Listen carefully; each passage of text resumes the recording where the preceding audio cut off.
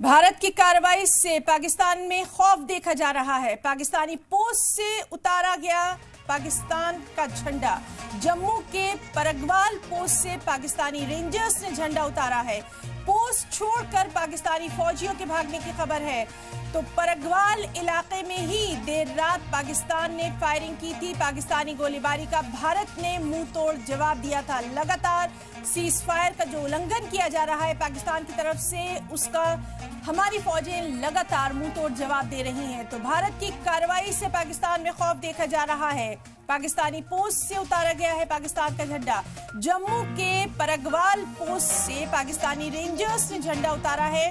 Post छोड़कर पाकिस्तानी फौजियों के भागने की खबर है।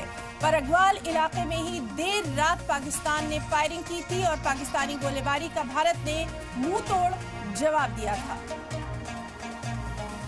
तो लगातार पाकिस्तान की तरफ से सीज फायर की